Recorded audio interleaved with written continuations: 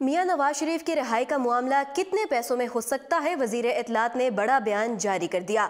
वजीर इत्तलात फवाद चौधरी का कहना है कि साबिक वजीर आजम नवाज शरीफ रिहाई हासिल करना चाहते हैं तो नैब के अंदर कानून मौजूद है। नवाज शरीफ नैब कानून में मौजूद प्ली बार्गेन से रिहाई हासिल कर सकते हैं।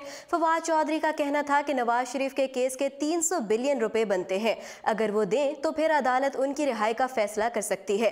पाकिस्तान तहरीक इंसाफ के वफाकी वजीर फैसल वावडा ने कुछ रोज कबल दावा किया था कि नवाज शरीफ ने $2 अरब प्ली बार्गेन की पेशकश की है और हसन और हुसैन नवाज ने अपने वालिद की मदद करने से साफ इनकार कर दिया। याद रहे कि निजी टीवी चैनल पर गुफ्तगू के दौरान वफाकी वजीर फैसल वावडा ने भी यही दावा किया था कि साबिक वजीर आजम नवाज शरीफ के बेटों ने अपने वालिद को तनहा छोड़ दिया और कोई भी शख्स इस बात की बाआसानी तस्दीक करवा सकता है। वाज़ेह रहे कि गुज़श्ता बरस 24 दिसंबर को एहतसाब अदालत के जज मोहम्मद अरशद मलिक ने साबिक वजीर आजम नवाज शरीफ के खिलाफ फ्लैगशिप इन्वेस्टमेंट और अल अज़ीज़िया रेफरेंसेस का महफूज करदा फैसला सुनाया था। साबिक वज़ीर आज़म नवाज शरीफ को अल अज़ीज़िया रेफरेंस में 7 साल कैद बामुशक्कत $5 अरब जुर्माना और 10 साल के लिए नाअहली की सजा सुनाई गई थी, जबकि फ्लैगशिप इन्वेस्टमेंट रेफरेंस में साबिक वज़ीर आज़म मियां मोहम्मद नवाज शरीफ को बरी कर दिया गया था, जिसके बाद कमरा अदालत में मौजूद नैब हुक्काम ने उन्हें तहवील में ले लिया था। साबिक वज़ीर आज़म नवाज शरीफ को जेल की कैद, जुर्माने, नाअहली और जायदाद जब्तगी के अलावा भी एक और सजा भी दी गई, जिसका जिक्र नैब कोर्ट की तफसीली फैसले में किया गया। एहतसाब अदालत की जानिब से जारी तफसीली फैसले के मुताबिक साबिक वजीर आजम नवाज शरीफ 10 साल तक किसी भी बैंक से किसी भी किस्म का कर्जा भी हासिल नहीं कर सकेंगे।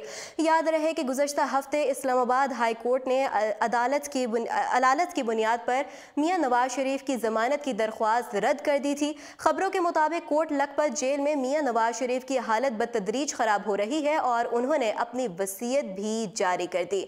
अदलिया ने उनके जेल में ही इलाज करवाने के अहकामात जारी किए हैं, जबकि उनकी बीमारी के इलाज के लिए कायम मेडिकल बोर्ड की तजावीज़ और हिदायत पर हुकूमत पंजाब की तरफ से अमल ना करने की शिकायत भी सामने आ रही हैं। मियां नवाज शरीफ की बेटी मरियम नवाज ने अपने ट्विटर पैगाम में कहा कि इस मेडिकल बोर्ड का सरबराह गायनी डॉक्टर है, जबकि मियां नवाज शरीफ को दिल और गुर्दों के मसाइल का सामना करना पड़ रहा है। मियां नवाज शरीफ के खानदानी ज़राए के मुताबिक नवाज शरीफ को दिन में कई बार अंजाइना की तकलीफ होती है और इलाज ना होने की वजह से इस बात का खदशा पैदा हो गया है कि नवाज शरीफ को दिल का दौरा पड़ सकता है। इस बारे में पंजाब हुकूमत का एक अलग मौक़िफ़ है, लेकिन शरीफ खानदान का इस हवाले से ये मौक़िफ़ है कि नवाज शरीफ को किसी ऐसे अस्पताल में मुंतकिल किया जाए जहां उनका दिल के हवाले से इलाज हो सके, जबकि उनके ज़ाती मुआलिज डॉक्टर अदनान ने भी इसी तरफ तवज्जो दिलाई है। इसके अलावा नवाज शरीफ के गुर्दों पर भी असर पड़ रहा है। ज़राए के मुताबिक नवाज शरीफ ने सुपरिटेंडेंट जेल को अपने पास बुलाया और कहा, मैं इस मुल्क का 3 बार वज़ीर आज़म रह चुका हूँ, अगर मेरा अचानक इंतकाल हो गया तो मेरी मैयत को जल्दी घर पहुँचा देना और जो कानूनी कार्रवाई है उसको फौरी तौर पर पूरा कर लेना और मेरी लाश को ज़्यादा देर तक ना रखना। दूसरी जानिब पाकिस्तान मुस्लिम लीग नून की तर्जुमान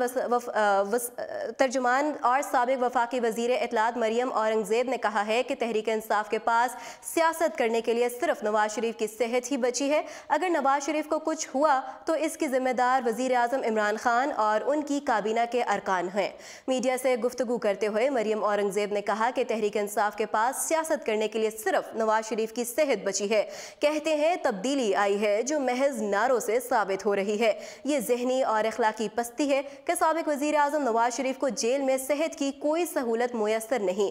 मेडिकल बोर्ड ने नवाज शरीफ को ऐसे अस्पताल मुंतकिल करने की सिफारिश की है जहां अमराज़ दिल का इलाज होता हो, जबकि पंजाब हुकूमत और वफाकी हुकूमत ने इस हवाले से कोई कदम नहीं उठाया।